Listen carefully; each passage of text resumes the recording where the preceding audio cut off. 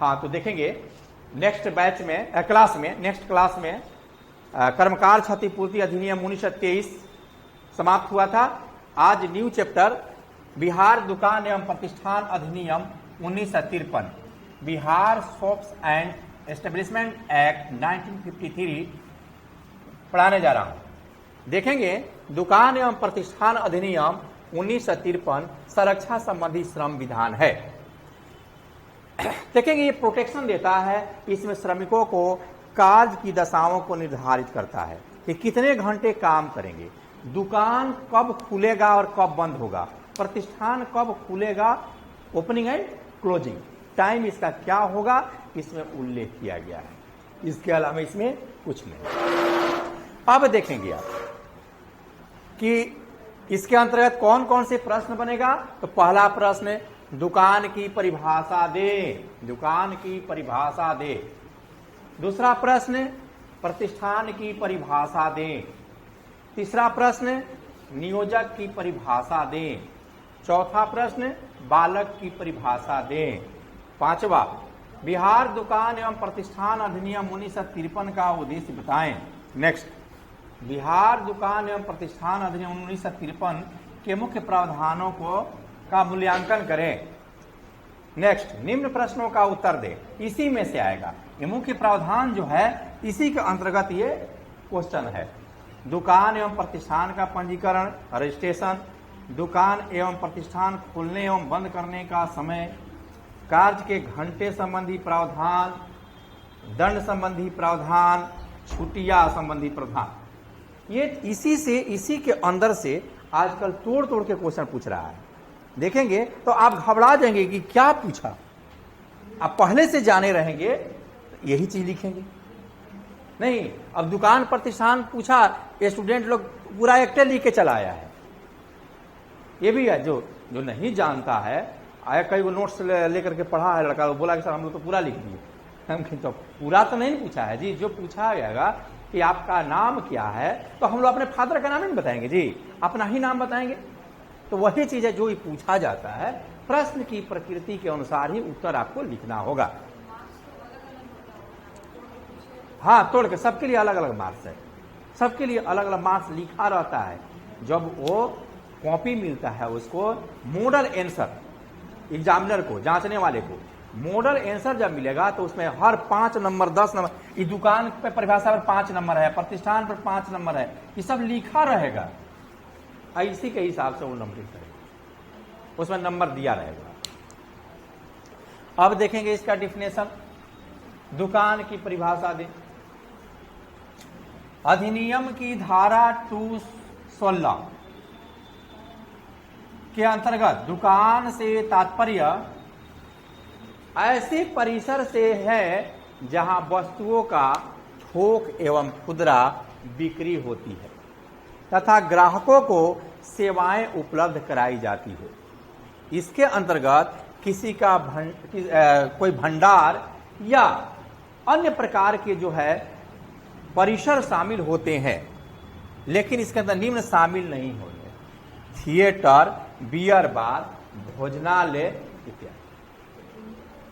देखेंगे प्रतिष्ठान, अगला है प्रतिष्ठान। धारा 26 के अंतर्गत डिफाइन किया गया है कि प्रतिष्ठान से तात्पर्य ऐसे परिसर से है जहां वस्तुओं की जो है, देखेंगे जहां ग्राहकों की सेवाएं उपलब्ध कराई जाती है। बड़े पैमाने पर ग्राहकों की सेवाएं उपलब्ध कराई जाती है। यहाँ क्या है, थोक एवं खुदरा बिक्री होती है, यहाँ सेवाएं उपलब्ध कराई जाती है। क्योंकि देखेंगे थिएटर, बियर बार, भोजनालय में क्या है, सेवा उपलब्ध कराई जाती है। तभी जाके सर्विस टैक्स देते हैं ना जी। हम लोग जाते हैं खाने, आप जाइएगा अब थिएटर में, बियर बार में, भोजनालय में या रेस्टोरेंट, इसको लिखिए रेस्टोरेंट में, यहाँ क्या देते हैं आप, टैक्स देते हैं, जीएसटी भी देते हैं। अब तो जीएसटी लग रहा है, अब खाना खाएंगे तो जीएसटी लगेगा नहीं। और यहाँ तक कि आप पार्लर जाइए, जीएसटी 18% पार्लर का जीएसटी लगेगा। 18% पार्लर में भी जीएसटी लगता है, वो भी जो है एक दुकान ही है, लेकिन बड़े पैमाने पर वही काम होगा तो वो प्रतिष्ठान कहलाएगा। यहाँ तो आप देखेंगे हर चीज पर आप टैक्स दे रहे हैं, सरकार कुछ भी मुफ्त आपको नहीं देती है, ध्यान रखेंगे। ये भ्रम है कि हमको सरकार मुफ्त दे रही है, नहीं, कुछ नहीं। इस हाकान इस इधर से लेगी, इधर से देगी, निश्चित तौर पर आपसे टैक्स लेती है। सरकार कह रही है कि मान लीजिए कि हम इंजेक्शन जो है सबको फ्री दे रहे हैं, नहीं, हम लोग टैक्स देते नहीं है जी, तो हमारा टैक्स का क्या हुआ? एक सुई दे रहे हैं आप 1000 रुपया, 500 रुपया, 400 रुपया का, इसका मतलब हमसे कितना टैक्स ले रहे हैं सरकार। तो ये जो है सरकार अभी अपने घर से नहीं दे सकती है। सरकार को कोई नरेंद्र मोदी के, नीतीश कुमार के घर में पैसा होता है, वो अपने घर में लाएंगे। वो तो एक व्यवस्था के जो है हेड हैं, ये व्यवस्था है, इस व्यवस्था के हेड बने हैं, कल दूसरा इस हेड बन जाएगा और उसको चलाना है, सिस्टम है, उसको चलाना है। आप देखेंगे ग्राहकों की सेवाएं उपलब्ध कराई जाती हो, इसके अंतर्गत थिएटर, बियर बार, भोजनालय इत्यादि या रेस्टोरेंट शामिल होते हैं। लेकिन इसके अंतर्गत मोटर परिवहन उपक्रम,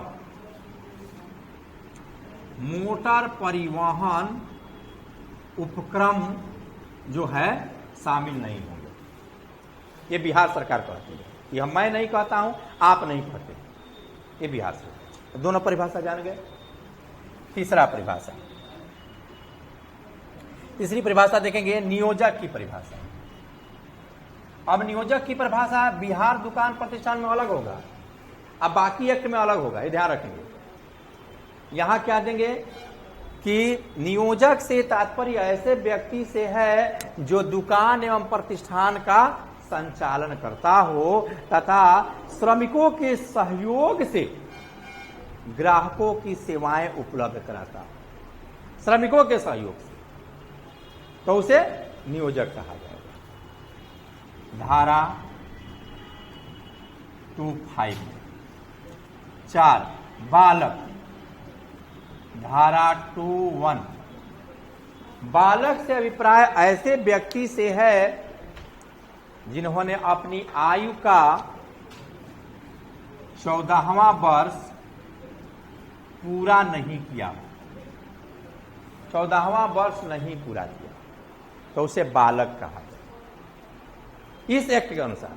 लेकिन फैक्ट्री एक्ट 1948 के अनुसार बालक से अभिप्राय ऐसे व्यक्ति से है जिन्होंने अपनी आयु का 15वां वर्ष पूरा नहीं किया हो, यानी 14 पूरा कर लिया हो, 15 नहीं पूरा किया। इसका अर्थ क्या? कोई दिक्कत? सबका अलग अलग परिभाषा हर एक्ट का रहेगा।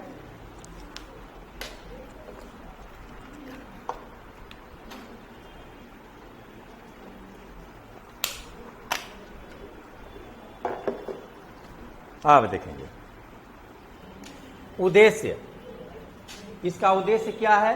देखिए, दुकान रोज पढ़ते हैं, एक ही जैसा उद्देश्य लगता होगा कि दुकान एवं खाली बदल जाता है कुछ टर्म। दुकान एवं प्रतिष्ठान में काम करने वाले श्रमिकों को संरक्षण देना, श्रमिकों के जीवन स्तर में बेहतर सुधार लाना, दुकान खोलने एवं बंद करने का समय निर्धारित करना, दुकान का बिना दुकान प्रतिष्ठान के पंजीकरण कराने पर रोक लगाना, छुट्टियों की व्यवस्था करना, कार्य के घंटे का विनियमन करना, सेवा शर्तों को लागू करना, नियोजकों की मनमानी पर रोक लगाना। एकदम सिंपल। अब देखेंगे इसका प्रोविजन क्या है, देखेंगे आगे पढ़ाते हैं प्रोविजन।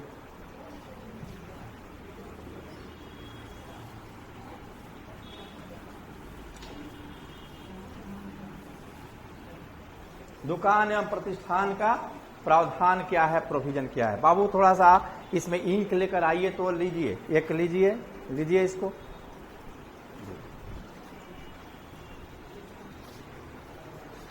यही है, नहीं यहां नहीं, देखेंगे आप बारीकी समझेंगे।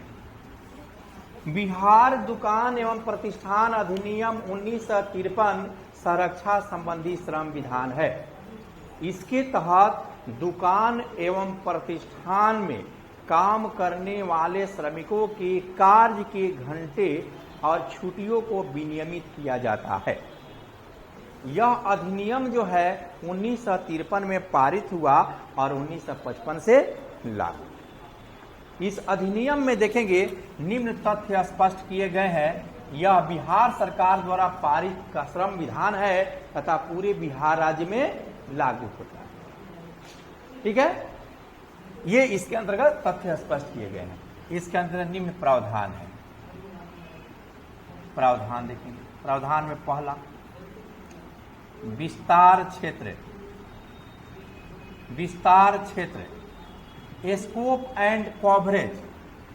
विस्तार क्षेत्र माने यह अधिनियम कहां कहां लागू होगा, देखेंगे ध्यान से। यह अधिनियम बिहार राज्य के नगर निगम, नगर पालिका,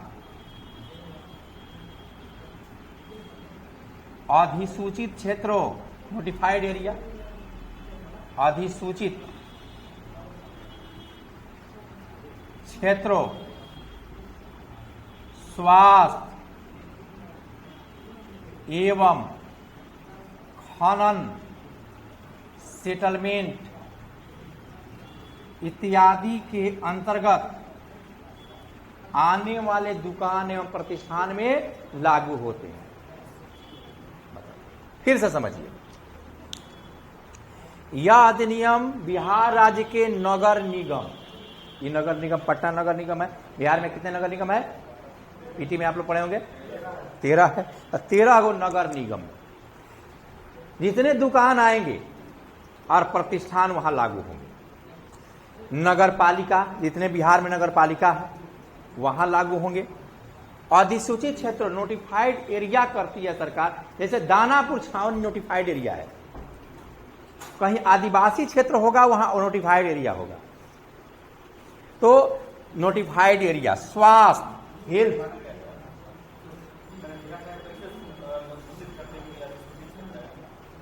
बिहार सरकार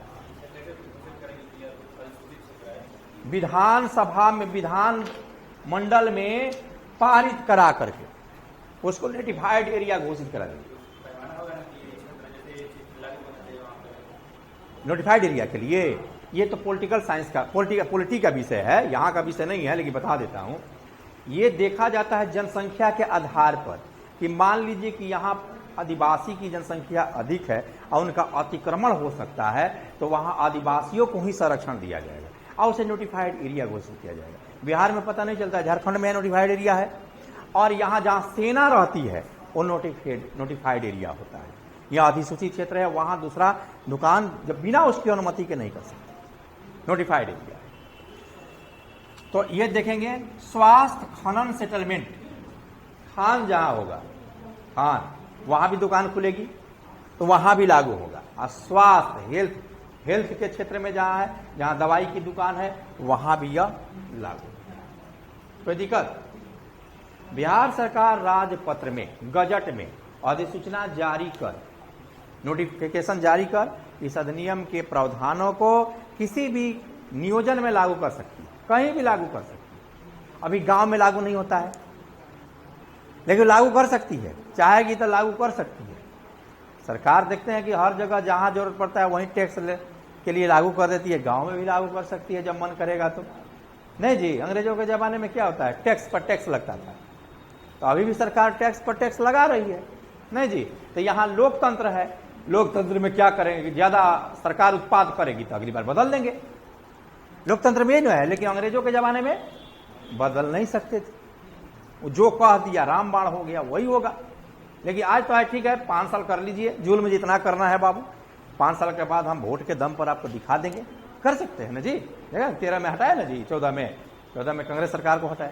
नहीं जी, तो सरकार बदलती रहती है सरकार। देखिए ममता बनर्जी जो है अच्छा काम की थी तो नहीं बदला लो, नीतीश कुमार जो है काम करता है नहीं बदला लो, नहीं। तो ऐसे ऐसे जो है अपना। दूसरा देखिए परिभाषा, परिभाषा में आप देखेंगे दुकान, प्रतिष्ठान, नियोजक, बालक की परिभाषा दी गई है, बस खाली नाम लिख देना। तीसरा दुकान एवं प्रतिष्ठान का पंजीकरण।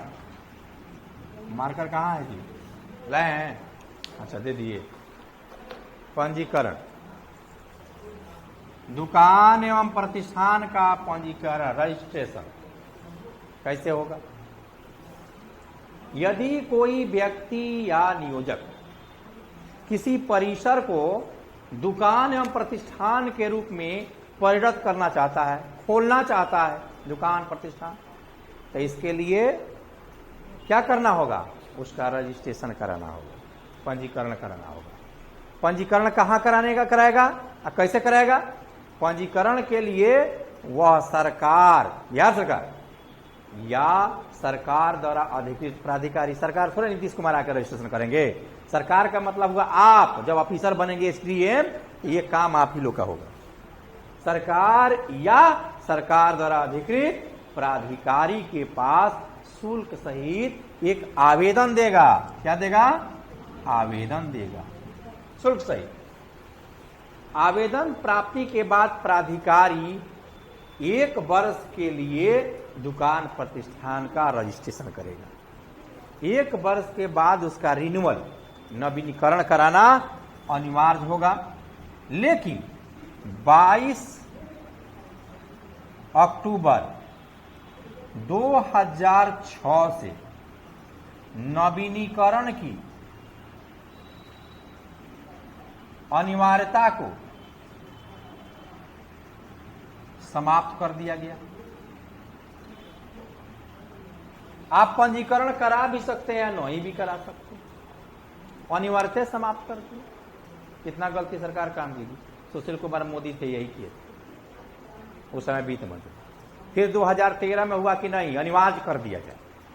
पहले सरकारें उन लोग को गिर गई, जीतन राम मांझी बन गए न जी। क्या संस्थान है, लेकिन बिहार सरकार को उसको शामिल करना जरूरी है। जो सरकार उसमें शामिल करेगी वही संस्थान होगा। ये दूसरे एक्ट के अनुसार संस्थान होगा, नहीं समझे? इसके लिए देखिए बताते हैं, इसके लिए कोचिंग एक्ट 2009 पारित है, उसके अनुसार ही प्रतिष्ठान है जिसमें हम लोग रजिस्ट्रेशन कराएं। हर कोचिंग को रजिस्ट्रेशन कराना है। तो कहाँ पटना में 200 कोचिंग है, रजिस्ट्रेशन है, बाकी सभी सही चल। सरकार की कमी के कारण रजिस्ट्रेशन नहीं करती है सरकार। प्रशांत पैसा लेना चाहता है। बताइए, शिक्षक से पैसा मांगता है, कोचिंग वाले से है? थोड़ा सा बंद कीजिए उसको।